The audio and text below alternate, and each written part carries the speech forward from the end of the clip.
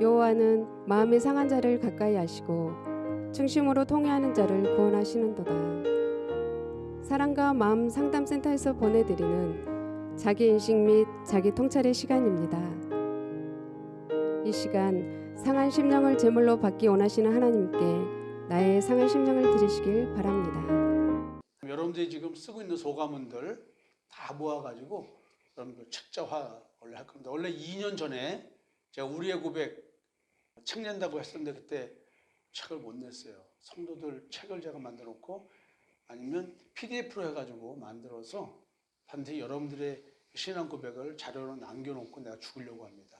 여러분들의 신앙이 어떻게 발전됐는지를 반드시 음성, 영상, 기타 문서 자료를 남겨놓고 데이터를 남겨놓고 죽어서 후세대들이 그걸 가지고 하나님 말에서 잘 쓸 수 있도록 해주는 기틀. 그래서 청년들 지금 공부시키고 뭐고 하는 거 다들 지금 연관돼 있는데 잘 돼서 여러분들이 거시기는 죽어서 가족을 남긴다는데 우리가 남길 것은 이름 없는 신앙의 발자취만 남기고 죽으면 될 것 같습니다. 이 세상에서 여러분들이 가장 귀한 게 뭐 있겠습니까? 예수님이라고 주 예수보다도 더 귀한 것은 없느라고 찬송은 맨날 했는데 제가 여러분들하고 상담하고 하다 보면 절대 예수님이 여러분들에게 귀한 것이 아니더라고요. 여러분들한테 가장 귀한 것은 뭘까요? 여러분들의 탐심과 정욕, 내가 원하는 것 그 이외에는 귀한 것이 없더라고요. 여러분들은 무엇을 가장 귀중히 여기냐?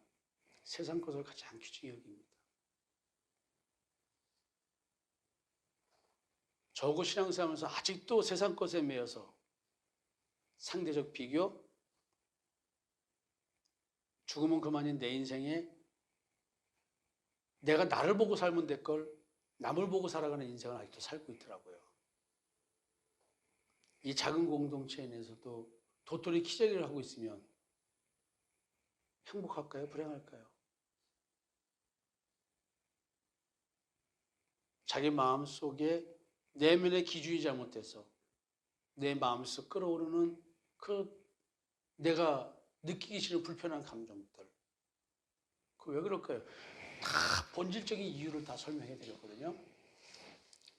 근데 참 문학적으로 표현해서 우라지개들 말도 안 듣고 우라지개들 순종도 안 하고 뿔난 염소처럼 지 멋대로 생각하고 아유 참 지겨워요. 아주 싸우는 것도 지겨워.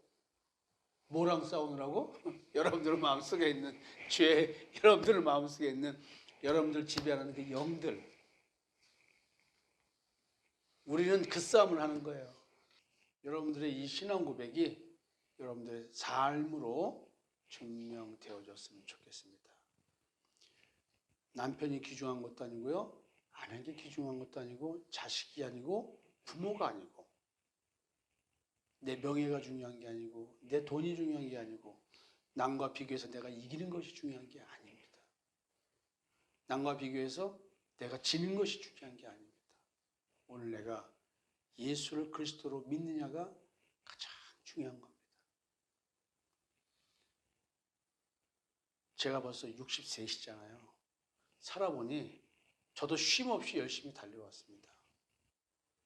진짜 저도요, 다른 남자들처럼 그저 가서 친구들하고 나가서 그냥 놀고 골프도 치고 뭐 하고 그러면서 뭐 그렇게 쉬고 싶은 마음이 왜 없겠어요. 근데 저는 그래 보지는 못했어요. 뭔가에 쫓기듯이 저는 지금까지 앞만 보고 달리기만 했어요. 왜 그랬을까요? 난 인생이 예수 믿는 게 그렇게 나한테는 큰 일이었기 때문에, 그리고 구원이라는 단어가 저에겐 너무나 크게 다가왔습니다. 성경대로 말하면 우리 엄마는 지옥인 거야. 우리 아버지는 뭐 내가 중학교 때 1학년 때 들어가셨으니까 내가 뭐 고민할 이유가 없었고, 내가 살아서 예수를 믿었기 때문에 내가 사는 게 아니고 우리 엄마가 살았을 때, 우리 엄마가 살았을 때 예수를 믿었기 때문에 나는 우리 엄마가 그렇게 훌륭하신 분이 지옥 간다는 게 나는 믿어지지가 않았어요. 이게 뭘까? 그 다음에 우리 엄마에게 역사했던 영의 실체를 저는 많이 봤습니다. 우리 엄마는 우리로 말하면 은사자였습니다. 그런 어머니가 왜 종교가 다르다는 이유로 지옥을 가야 됩니까? 근데 알았어요. 종교가 다른 게 아니었어요. 여러분, 기독교라고 다 구원받습니까? 교회 다니는 크리스천이라고 다 구원받습니까? 성경에는 절대 그렇게 말하지 않습니다.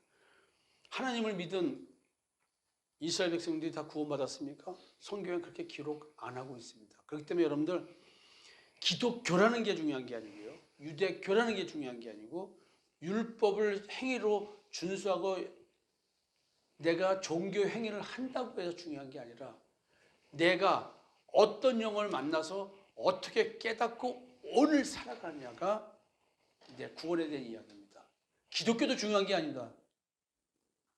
예수 믿는다는 말도 중요한 게 아닙니다. 정말로 예수를 그리스도 믿는다고 한다면 내 삶에 그것이 어떻게 내가 하나님의 역사로 내 안에서 그 생명 되신 그리스도의 사랑이 나를 움직이고 있는가, 내 삶의 동기가, 원동력이 예수에 되는 거예요. 그리스도에 되는 거예요. 그래서 믿음이라고 하는 걸 놓고 얘기하니까 기독교라는 틀도 중요한 게 아니에요. 유대교라는 틀도 중요한 게 아니고 캐톨릭이라는 틀도 중요한 게 아니에요. 내가 어느 영을 만났느냐, 참 하나님 여호와의 영을 받았느냐, 그리스도의 영을 받았느냐, 성령을 받았느냐. 여러분, 거기서 알았어요. 신은 많더라. 신은 많더라. 세상에는 많은 신과 많은 주가 있다고 바울이 얘기했습니다. 근데 여러분, 그 이스라엘 백성들, 하나님의 말씀을 맡았다고 하는 이스라엘 백성들이 하나님이 아닌 다른 영이 지배하고 다스렸다는 얘기가 너무나 많은 성경에 나와 있는데 왜 이 영적 분별에 대한 얘기를 교회에서 가르쳐주지 않을까요? 저는 이게 궁금합니다. 이걸 가르쳐주지 않는 이유는 지들이 가짜서 가르쳐주지 않는 거 아닌가 혹시? 안 그래요? 진짜면은 영적 분별을 가르쳐줘서 자기들이 진짜인지 아닌지를 분별하게 만들어줘야 되는 거 아니에요? 가짜니까 진짜인 척 하고 있으니까 이거 안 가르쳐주는 거 아니에요? 어떻게 생각하십니까? 제가 드리는 말씀에 동의가 된다면 핸드폰에다가 손을 갖다 대세요. 카메라에다. 뿅.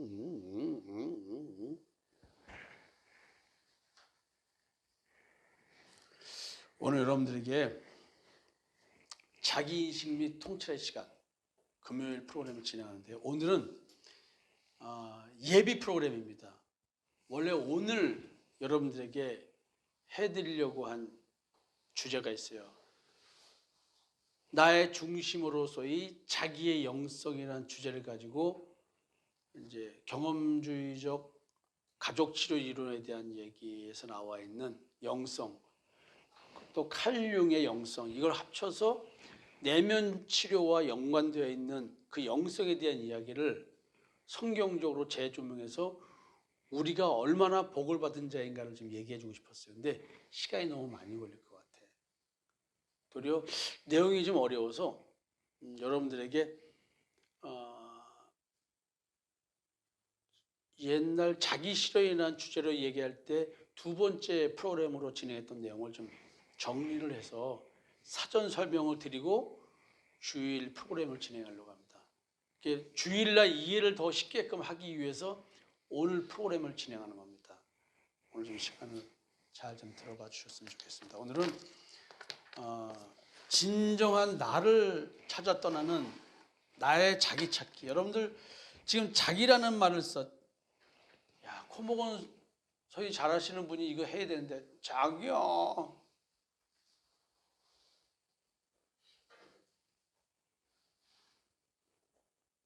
예전에 해봐. 자기야. 코가 안 먹어서 안 돼? 코 먹어서 해야 돼. 네? 박정 십사장 한번 해보세요. 자기야. 귀여운데 코는 안 먹었어요. 야, 이거는 이예수 집사님 이거야. 이 자기라는 말이 너무 중요한 말이고, 자기 자신, 우리는 이런 말을 쓰면서도 진정 나의 중심, 나의 자기라는 말을 할 때는 내 자기, 그게 상대가 아니다. 야, 이게 자기, 이게 참 어려운 얘기입니다. 지금 자기 실현을 위한 고난의 길 걷기라는 말도 부제로 달아놨어요. 고난의 길, 이게 뭘까? 자기 실현. 많이 쓰죠, 이 용어를. 지금 성경적 용어는 아닌데, 자기 실현이라는 말은 하나님께서 내가 나답게 해주신 것. 우리 성경적 고백을 듣죠? 내가 나된 것은 나 때문에 그런 게 아니고 누구 때문에요? 주의 은혜다. 진짜 하나님의 은혜가 아니냐면 지금 내가 안 되어 있다는 거예요. 지금 나는 뭐냐면 율법에서 벗어나서 복음을 믿고 있는 것. 생명나무의 열매를 먹지 못하고 본질상 나는 태어날 때부터 생명나무를 먹는다고 해도 그건 거짓말이고, 선악을 알게 한 나무의 열매를 먹을 수밖에 없는 행위의 눈이 밝아져가지고 오늘도 내 양심의 지배를 받고 살아가는, 그 악한 양심의 지배를 받고 살아가는데, 악한 양심을 가진 사람들이 모여 사니까 다 악한 줄 알아요? 그 악한 양심이 선한 양심인 줄 알아요? 선한 양심이 아는 거예요. 그래서 그 선한 양심이라고 생각했던 그것이 악하다는 것을 깨닫는 게, 이게 고난의 길인 거야. 그걸 깨닫는 것이 뭐냐면, 깨닫게 해준 것이 자기 실현이야. 하나님께서 원하시는 모습으로의 나. 자기 실현이란 사실은 사람이 사람다워지는 거라고 제가 정리를 했어요, 성경적으로. 근데 실제로 이것은 뭐냐면 하나님이 원하는 모습으로서의 나야. 하나님이 원하시는 모습으로서의 나. 야, 이거 비싼 칠판에다 한번 써보겠습니다. 내 모습, 하나님이 원하시는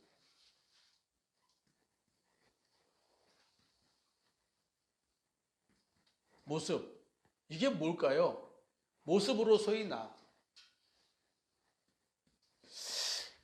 이게 자기 실현이다. 여러분들은 하나님께서 어떤 모습을 원하신다고 생각하십니까? 술 끊고, 자, 첫 번째, 자, 하나님이 원하시는 모습, 술 끊고, 남자들 얘기입니다. 술 끊고, 담배 안 피고, 예? 가정 중심적이고, 교회 중심적이고, 새벽기도 잘 나오고, 수요일 금요일 모임 안 하고 교회로 오고, 주일 성수하고, 또 교회 직분 감당하고, 11조는 세금 떼기 전으로 계산해야 돼요? 세금 떼고 난 실수령액으로 계산해야 돼요? 네? 김광수님.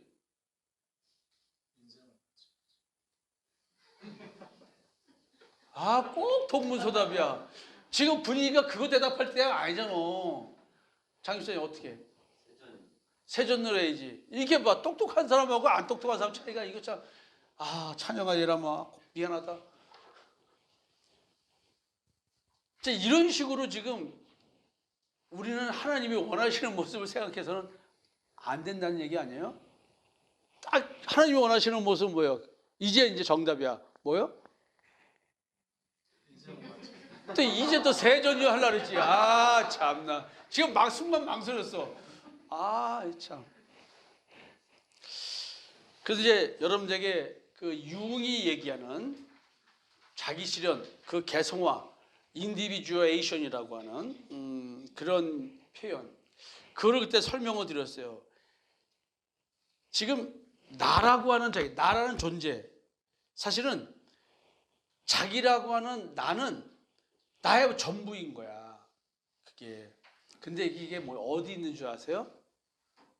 내 무의식, 마음의 무의식의 저 어딘가에 태평양 시면보다 더 깊은 곳에 이 얘가 숨어 있어. 아무도 몰라. 근데 얘가 탐심과 적용에 들끓는 시기에는 잘 안 나타나. 중년이 되면 나타나기 시작한대. 야, 나 있어. 마치 버린 자식 부모가 찾아와서 내가 네 부모다라고 말하듯이 나타나기 시작하는 거야. 그러면서 이제 지금 내가 이 의식 세계에서만 살잖아요. 내가 내 마음 뭐 그렇게 살았지 무의식이라고 신경 쓰고 살았냐고요. 근데 사실은 나는 무의식의 지배를 받고 살아 있었다는 걸 모르는 거야.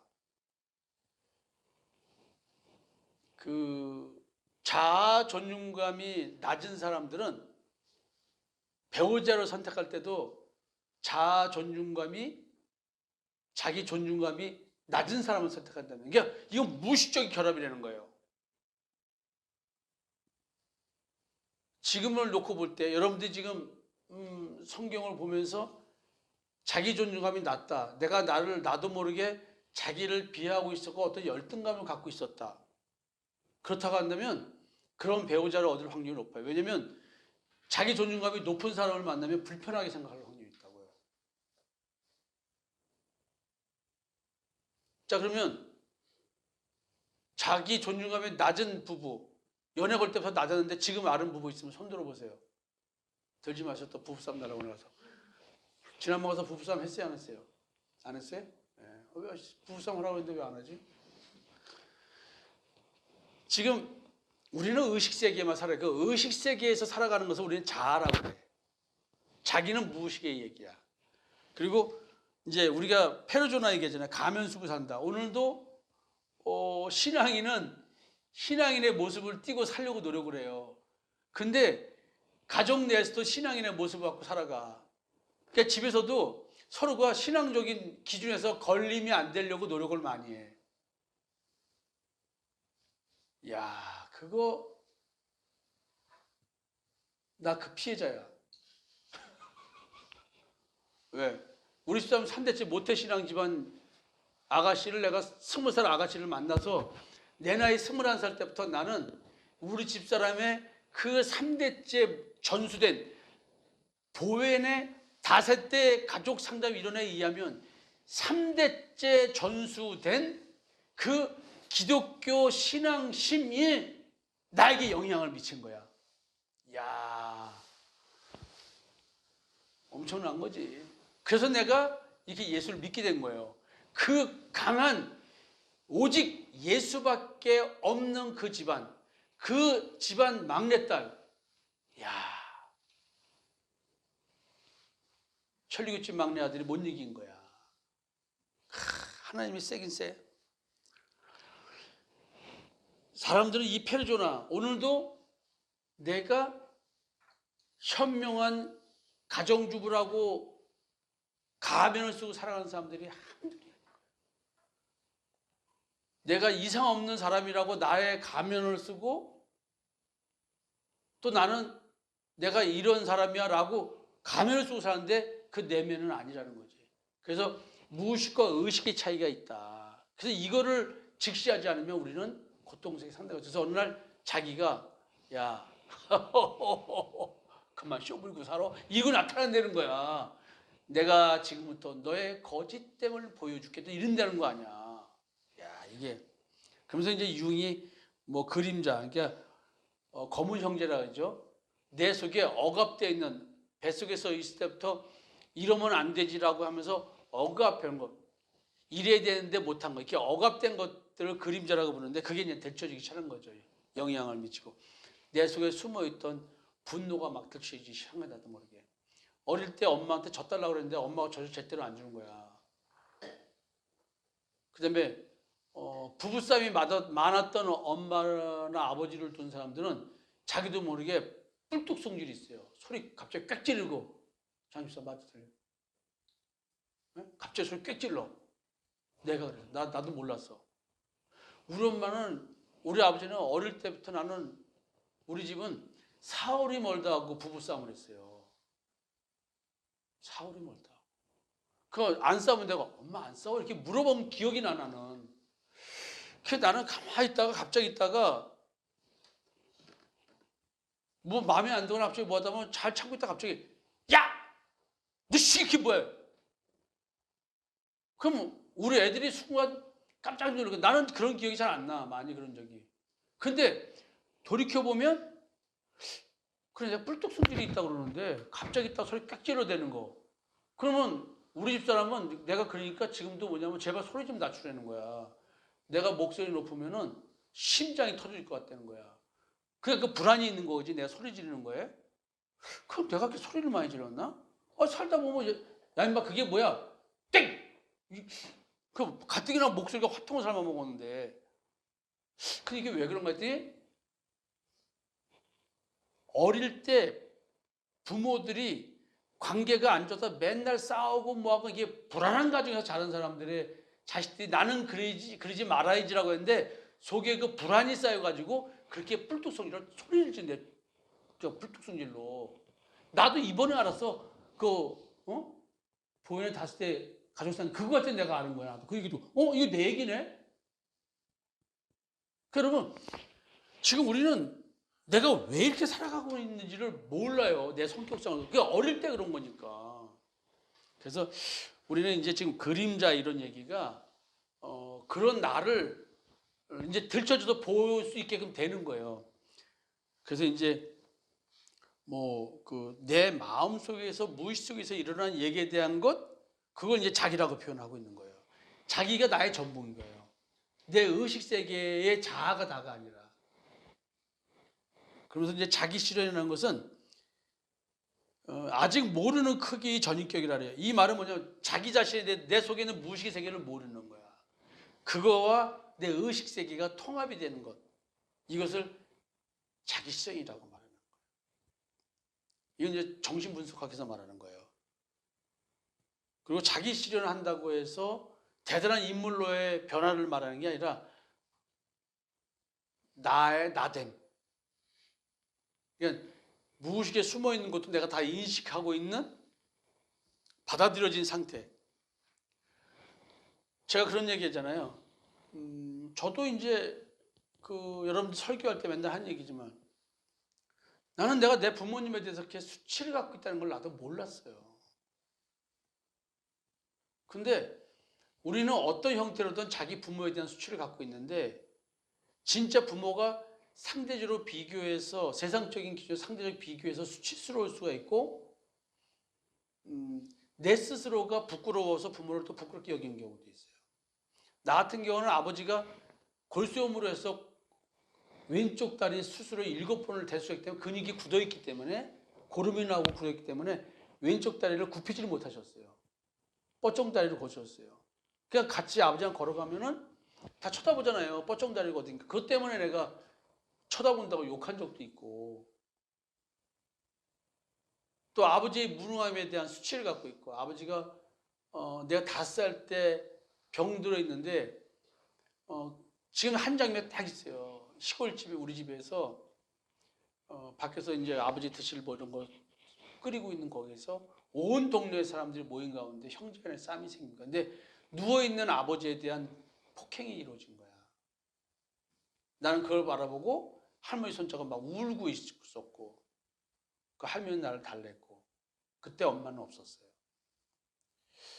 그러니까 나는 아버지의 그 병들어 있고 늘 사업에 실패하는 아버지, 그게 아버지에 대한 기대는 없었고 뭐 그런 게 없어요. 그다음에 워낙 내가 장난이 심하고 개구장이라서 아버지한테 그 혼난 거밖에는 기억이 나. 뭐 좀 고장나면 상무 네가 그랬지? 뭐 이런 식이었으니까 내가 맨날 뜯어보고 라디오 이게 왜 소리가 나지? 그럼 맨 드라이버 갔다가 그걸 뜯어보는 거야. 나는 뭐가 있으면 뜯어보는 거야. 이게 뭐가 있길래 이라고. 하여튼 진짜. 그리고 우리 어머니가 천리교 했으니까 그때 사이비 종교라고 그냥 뭐 동네에서 구경하고 뭐 종교 조사 때 손만 들면 뭐 그런 사이비 종교. 난 그러니까 이제 가만히 보면 그래요. 그 다음에 또 늑둥이라서 엄마는 나이 드신 거야. 내가 늘 얘기했잖아요. 난 이게 상처라서 맨날 똑같은 얘기지. 녹음기 트는 거야. 나 맨날 똑같은 얘기하는 거야. 다 기억하니까 그만하라 그러는데 나도 이거 반복해서 풀어내야 되는 거야. 국민학교 1학년 때 학부모 오는 날이었어. 우리 엄마, 다른 엄마하고 우리 엄마하고 다른 걸 느낀 거야. 다른 엄마들은 지금으로 말하는 거야. 옷을 잘 입고 늘씬하잖아. 근데 우리 엄마 키가 내 기억으로는 그냥 정계한 권사 정도 키는 아니고 한종희 권사? 김현순 전도사? 한 150? 에서 좀 넘은 정도 아니, 몇이에요 키? 아, 괜찮아 이게. 150 좀 넘어요.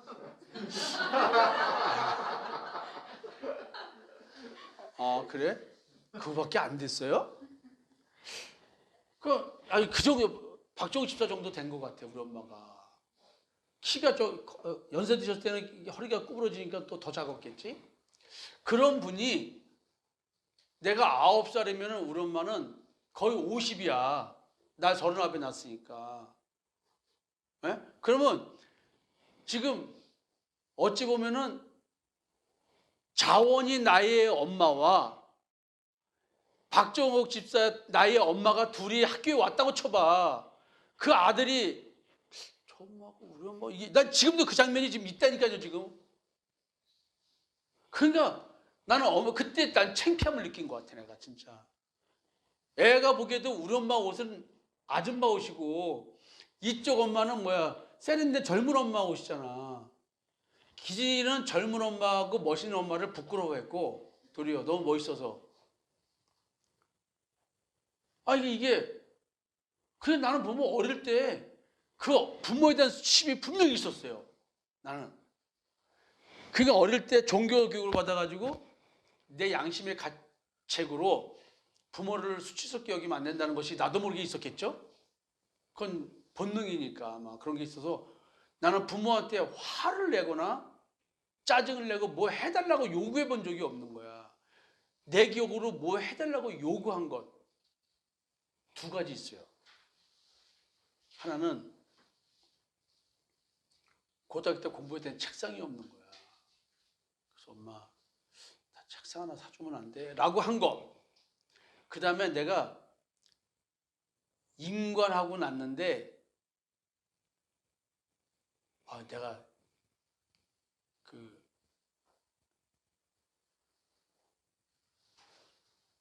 임관하고 난 건가 생도 때인가 사실 양복이 없었어.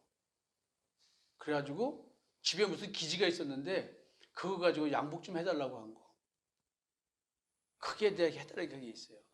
그러니까 어렵게 사니까 이미 내 스스로가 나는 내 욕망을 다 줄여놔서 지금도 내가 뭘 나를 위해서 뭐 하려고 하는 생각들이 별로 많지가 않아요. 뭘 하나 사는 것도 나는 굉장히 그냥 이렇게 별로 이렇게 그게 없는 사람이야. 가만히 돌이켜 보면 내 인생에서 어떻게 좋은 것만 있겠어요. 아픔도 있고 슬픔도 있고 뭐 괴로움도 있고 다 있을 거 아니에요. 강한 사나이라고 해도 속으로 나는 아픔이 있을 거 아니에요. 눈물 흘렸던 것들이. 이렇게 돌이켜 보면 이래서 내가 이랬고 이래서 이랬구라는 것이 쭉 이제 분석이 되는 거야. 그러니까 여러분들에게 이런 인생의 분석을 빨리 시켜줘서 더 이상 과거로부터의 영향, 정치로도 적폐청산한다고 난리 죽이는데 우리도 빨리 적폐청산해가지고 새로운 세계를 맞이해야 되지 않을까요? 네? 새로운 세계를 맞이합시다. 그래서 이제 그 가족치료인원에서 얘기하는 자기 실현과 그 자기라는 용어, 그다음에 그 자기의 영성 뭐 이런 얘기를 설명해 주면서 성경을 좀 더 풍성하게 이해되게 해주고 싶은 거예요. 왜냐면 여러분들이 신앙생활을 몇십 년 해도 여러분들 부부관계가 그렇게 좋아졌냐고 솔직히. 네? 아니요. 내가 보기에 신앙생활을 열심히 했다는 부부들에게 다 부부싸움만 하고 있어. 그게 희한하지. 더 사랑이 이루어져야 되는데 싸움만 하고 있어. 잘못된 신앙생활 아니까. 마음이 편안해져야 되는데 마음이 더 불편해. 더 세상과 분리돼가지고 세상도 열심히 살되 하나님 안에서 그 안식을 누려야 되는데 그런 게 없어. 그럼 신앙생활 잘못한 거 아니에요? 그래서 여러분들에게 이런 걸 설명하는 거예요. 그리고 이제 그 자기라는 이것은 뭐냐면, 융은 우리 안에 있는 신이라고 말해요. 하나님의 형상. 그러니까 자기를 신으로 얘기해. 이 말은 뭐야? 자기가 지배한다는 뜻을 말하는 거 아니에요. 이번 주일날 이거를 경험적 가족 치료 이론에서 얘기하는 그 자기의 영성과 우리 신앙과 대비한 표현으로 설명해 줄 거예요. 그래서 지금 여러분들에게 사전 지금 정보 제공 차원에서 오늘 프로그램을 진행하는 겁니다. 그러니까 내 안에 나를 지배하는 게 뭐냐면 나야. 그렇죠? 내가 나를 지배하는 거 아니에요? 근데 우리는 성경에서 내가 나를 지배하는 게 아니라 나를 지배하는 왕이 있다고 하잖아요. 이 눈에 보이지 않는 뭔가 있는데 사람을 지배하는 요소가 있는 거야. 그걸 자기라고 봤는데 그 자기의 영이 역사하는 건 보지 못한 거야. 근데 사티어의 경험적 가족 치료론에서 그 우주적 생명, 뭐 우주적 창조물 막 이런 표현하면서 이상한 소리를 해요. 그걸 내가 이제 대비해서 성경을 풀어주려고 그래요. 그러니까 지금 왜 자기를 우리 안에 있는 신이라고 말하냐는 거지.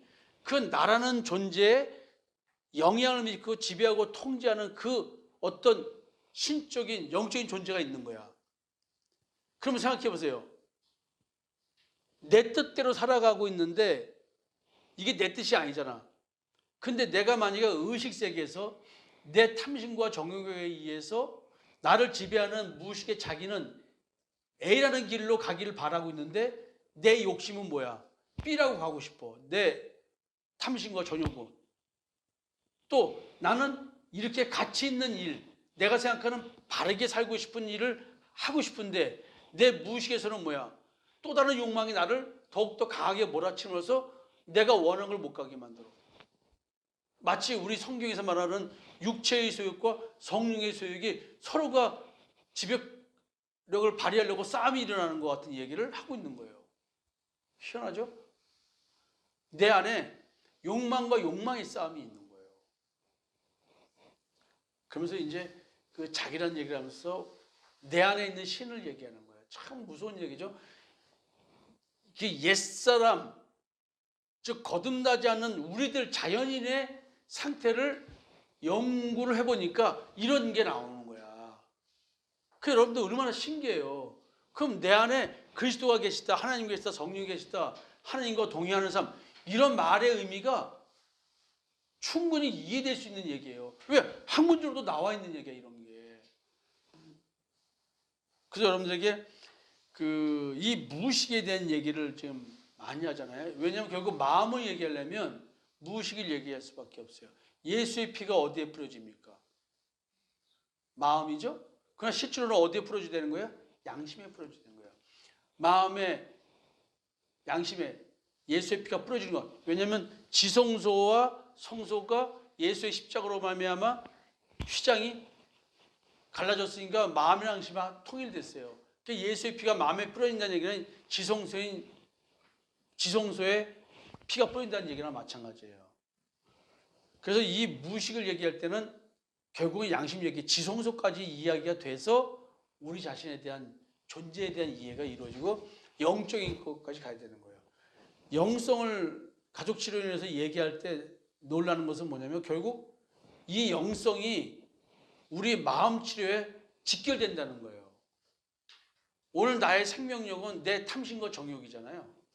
근데 그로 인해서 내 마음이 쉼을 얻지 못하잖아요. 자기 실현이 이루어지고 내가 나를 정죄하지 않고 있는 그대로 받아들이려면 우주의 영성, 우주의 에너지가 나한테 연결돼야 된다고 표현을 해요. 이게 말도 안 되는 이상한 표현들이죠.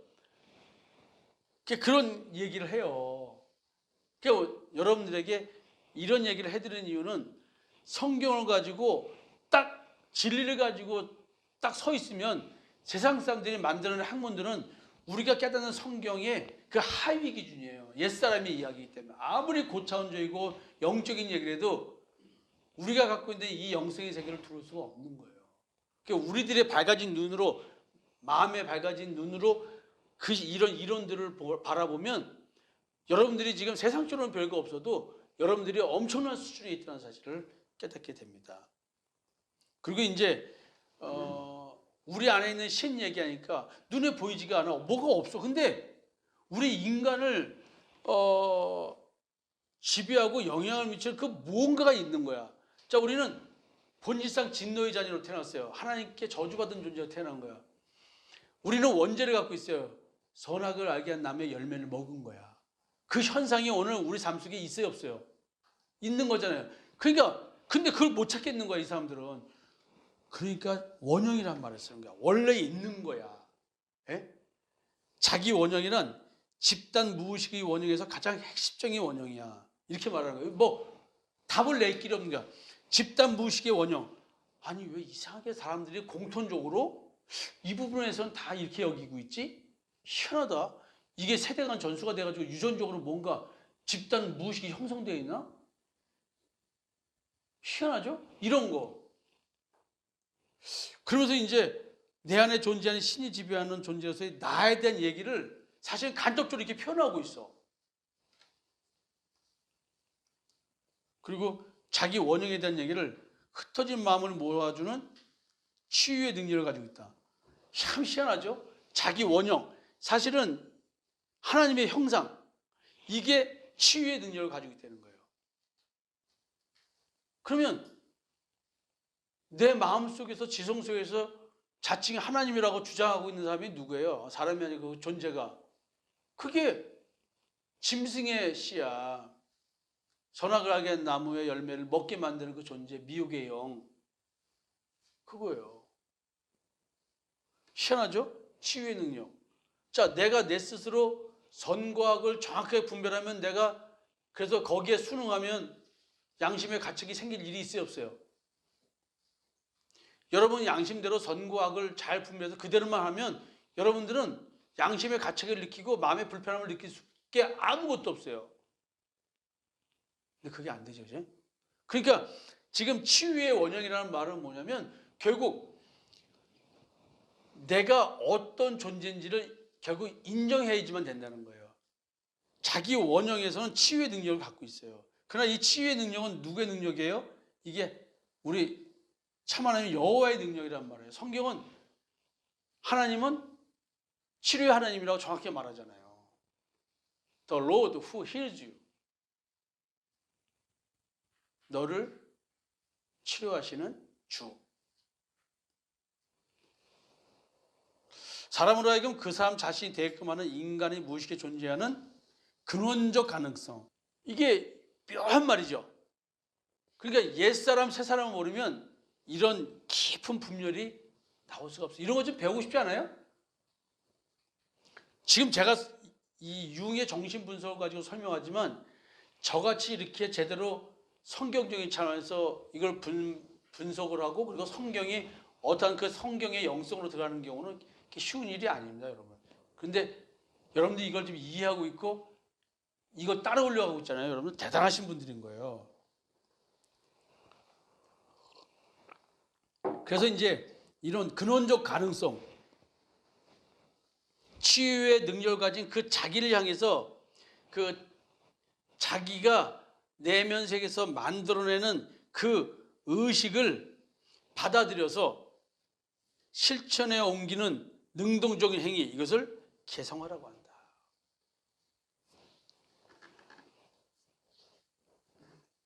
그래서 개성화는 뭐냐면 내가 이제 뭐라고 써놓은 거냐면 독립적 개체로서의 내가 되는 것이라고 그래 써놨어요. 내가 누구의 영향을 받지 않는 나로서 존재하는 거야.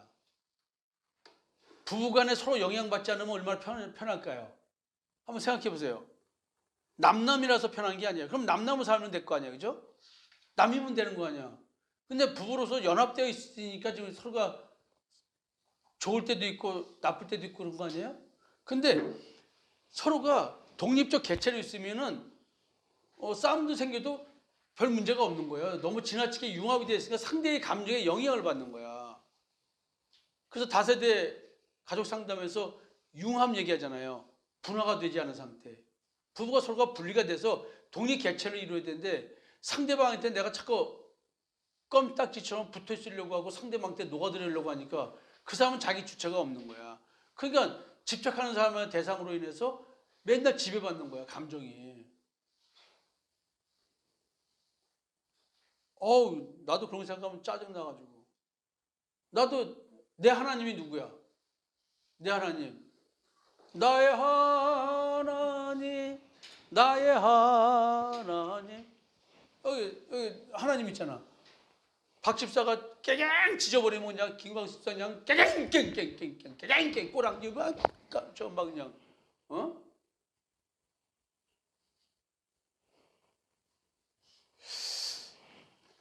그래서 이제 그 계속 가족 치료 이론에서도 뭐냐면 부부지만 서로는 독립돼 겹쳐서 독립되고 서로에게 탐심과 정욕, 즉 부부가 서로가 예를 들어 가정주부가 직장생활 안 하고 가정생활만 한다고 한다면 남편이 돈 벌어가지고 당연히 가정을 책임져야 되잖아요.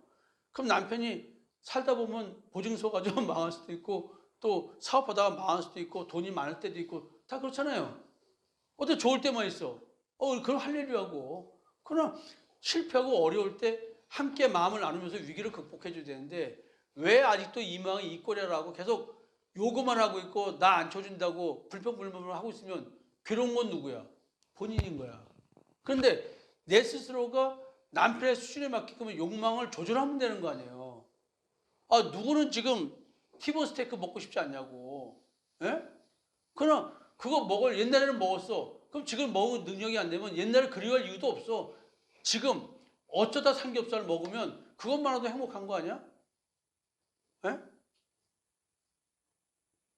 한우 못 먹으면 수입산 고기라도 처가 아이를 사다가 간 잘 쳐가지고 먹으면 그것만으로도 행복하면 되는 거 아니야? 비싼 통닭 못 사 먹으면 시장에서 옛날 통닭 튀긴 거 사다 먹어도 얼마나 행복한데. 예? 그러니까 욕망의 조절이 다 되면 서로가 행복할 수가 있는데 서로가 그런 독립적 개체로 살지 않고 내 욕망을 실현시켜서 상대를 이용하려고 하니까 굉장히 문제가 된다. 이거 여자 얘기를 하는 게 아니에요. 남자도 마찬가지예요. 자꾸 아내한테 불평불만 얘기되는 것은 내 욕망을 위해서 상대를 이용하려고 하니까 문제가 생기는 거예요. 지금 이 얘기하니까 계속 서로가 주거니 받기 하면서 너다 이렇게 하는 사람들이 있어. 그전에는 어디 갔어 다들. 비대면이라 안 보여요 지금. 자, 그래서 독립적 개체 여러분들이 꼭 좀 신경을 써라. 그러면서 이제 우리가 사실은 이제 정신분석학에서 성경을 이용해서 설명을 다 해요. 그때 이제 내 안에 메시아가 와야 되는 거 아니에요. 하나님이 나타나야 되는 거 아니에요. 그래서 이제 과연 내 안에 있는 신이 누구냐. 성경적으로 한번 제가 말씀을 좀 드리는 거예요. 지금 유다에게 야곱이 지금 예언을 합니다. 예수 그리스도에 대한 예언을 하고 있어요. 근데 메시아와 관련된 표현이 뭐냐면 원수를 정복한다, 형제부터 경배를 받는다, 누구도 범할 수 없는 대상이다, 유다의 족보에서 왕이 이어진다, 포도나무의 열매로 포도주를 만들어 옷을 빨게 된다, 흰 우유를 먹게 된다.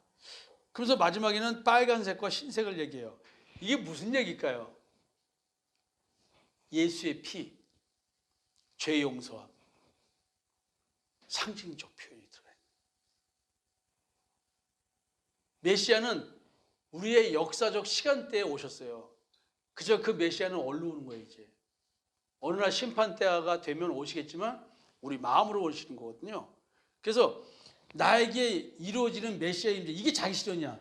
사람이 사람다워지는 자기 실현. 이것은 성경에 나온 대로 하나님의 호흡이 내게 주어지는 거예요. 그래서 참 생명이 있는 영적 존재로 우리가 변화되는 거, 이게 사람이 사람다워지는 자기 실현이에요. 왜 제가 이것을 사람이 사람다워지는 것이 자기 실현이라고 말하냐면, 하나님께서 하나님의 호흡을 우리에게 불어넣어주고 비로소 생명이 되었더라 얘기를 해요.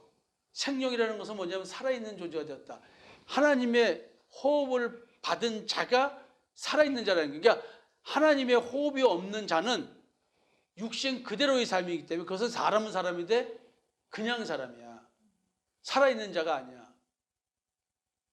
그래서 살아있으나 죽어 있다는 말이 뭐냐면 이 육신이 움직인다고 살아있는 게 아니라는 거죠. 하나님의 영이 있어야 된다는 거예요. 그래서 메시아의 임재가 자기 실현과 연계해서 제가 설명하는 겁니다. 사람이 사람다워진 것, 리빙 빙, 살아있는 존재, 생명, 성경에서 표현된 생명, 살아있는 존재.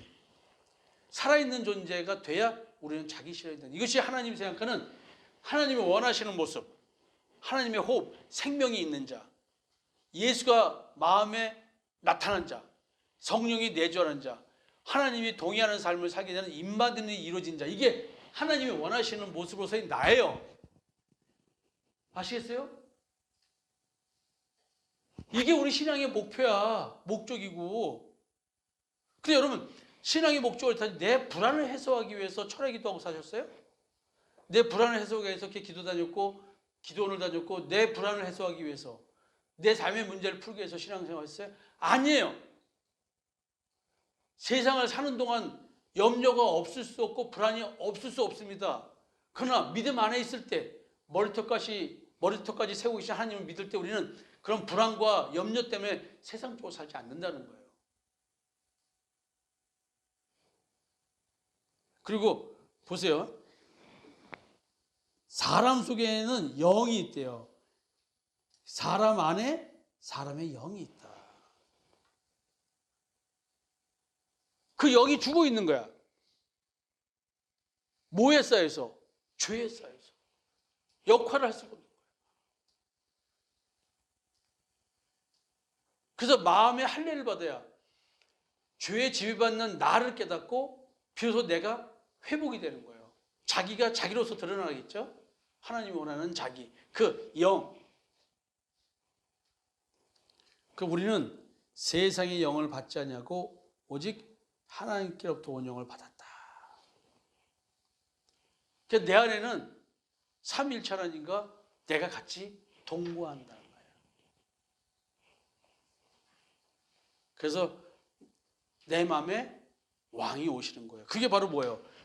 내 어머니의 태로부터 나를 택정하시고 그의 은혜로 나를 부르신 이가 그의 아들을 이방에 절하기 위해서 예수 믿지 않는 사람들을 향해서 이 내 속에 나타난 그리스도를 전하게끔 하기 위해서 내 몸에 오신 거야. 나한테. 나는 이런 인생을 사는 거예요. 나는 원래 진짜 사나이답게 멋지게 세상에서 출세하고 떵떵거리고 살고 싶었어요. 근데 보니까 그건 죽으면 땡이고, 이거 주님이 내 안에 나타나는 게 나도 주님이 나를 강권하는 삶을 사니까 나도 내 인생을 내가 원하는 육적인 자연에서의 삶을 살지 못하더라. 그러니까 우리 식구들은 이걸 이해 못하면 나는 원망과 미움의 대상이지 감사의 대상은 될 수가 없는 거예요. 그럼 나는 방법이 있나?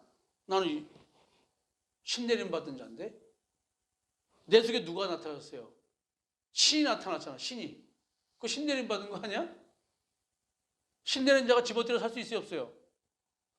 지멋대로 살면, 신내린 자가 지멋대로 살면 식구도 다쳐요. 자기 몸도 아프고. 그게 신내림이야. 그 신내림 받은 자들은 뭐야? 너 내 말대로 안 살면 네 새끼들 다 죽여버릴 거야. 그래서 어쩔 수 없이 신내림 구술하는 거예요. 기독교는 성령 받은 그 잔치하는 날 없나? 사실은 신내림이라는 것을 보여주고 있는 거예요. 다른 신들이 지금 어떻게 하고 있나. 그러니까 무당도 그렇게 사는데 천지를 창조하신 하나님이 내 안에 오셨는데 어떻게 여러분들 인생을 그렇게 사세요? 여러분들 신앙생활하는 거 보면 여러분들은 무당반도 못한 인생들이에요. 무당을 폄하하는 말이 아니에요. 그분들을 나는 우리 엄마를 봤기 때문에 굉장히 진실하게 신에게 새벽같이 기도하고 밤늦게도 또 무슨 100일 작정기도 무슨 작정기도 누구 위해서 한다고 또 기도하고 나는 우리 엄마의 그런 그 신앙 모습을 봤기 때문에 나는 그런 사람들을 업신여기지 않습니다. 도리어 존중합니다. 왜냐하면 자기에게 온 신을 위해서 자기 인생을 드리는 그런 사람이잖아요. 지금 하나님은 내게 원하잖아요. 내가 너한테 왔으니 너 나한테 너를 바쳐. 너희 몸을 거룩한 산제물로 드리라. 이것이 너희가 드릴 영적 예배이라. 신내림 받은 자들은 영적 예배를 신이 내려서 영적 예배를 드리는 사람들이에요. 우리가 하나님의 신이 왔으면, 하나님의 영이 왔으면, 예수 그리스도가 내 안에 나타났으면 나는 나를 제물로 드리는 삶을 살아야 되는 거 아니에요? 그대가 여러분들 11조 계산하지 말라는 거예요. 그냥 드리세요. 따지지 말고, 묻지도 말고 따지지 말고 그냥 드리라니까. 연말 정산할 때 11조 따로 정산해주고 감사금 따로 정산해주나? 어떻게 해? 네? 그렇게 해요?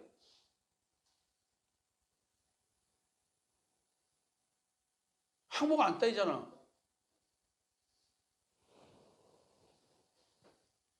거기다 써. 다 드림. 연말 정산에다 써놔. 다 드림. 나를 드림. 여러분, 그래서 이제 이런 것이 사실은 근본적으로 성경적 자기 실현이에요.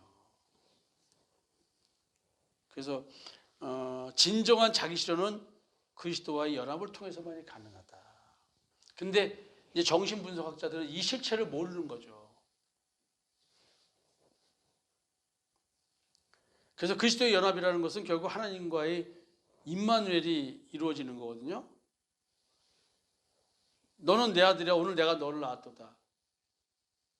지금 예수님에 대한 얘기잖아요. 근데 이 이야기가 뭐예요? 우리가 누구예요? 하나님으로부터 나아져야 되는 대상이에요. 하나님으로부터 나아진 자는 하나님의 자녀잖아요. 이게 자기 실현이 이루어진 자야. 자기 실현은 뭐야? 마음에 그리스도가 나타난 자. 그러니까 마음에 그리스도가 없으면 뭐가 자꾸 드러나요? 마귀가 드러나겠죠. 마귀의 자녀가 드러나겠죠. 결국 진짜가 나타나니까 찐이야. 정말 찐이야. 이거 찐이 딱 나타나니까 어떻게? 이 속에 있는 가짜가 어떻게? 난리가 나는 거 아니야. 큰일 났다, 큰일 났다. 내 마음속에 진짜가 나타나니까 내 속에서 가짜가 난리가 나는 거지. 못 오게, 못 느끼게. 그래서 세상적인 거 가지고 계속 의식세계에 빠지게 만드는 거예요. 자꾸 상대적 비교에 빠지게 만들고, 나로 하여금 열등감 사로잡히게 만들고, 자기 비하에 빠지게 만들어가지고, 막, 정신없게 만들고, 어떻게 하나, 막 이런 걱정에 빠지게 만드는 거예요. 이대로 늙어 죽나, 어떻게 하나. 하나님 말합니다. 먹고 입게 있으니 족한 줄 알라. 여호와께서 천하의 왕이 되시리니 그날에는 여호와께서 홀로 한 분일 것이요 그의 이름이 홀로 하나이실 것이라.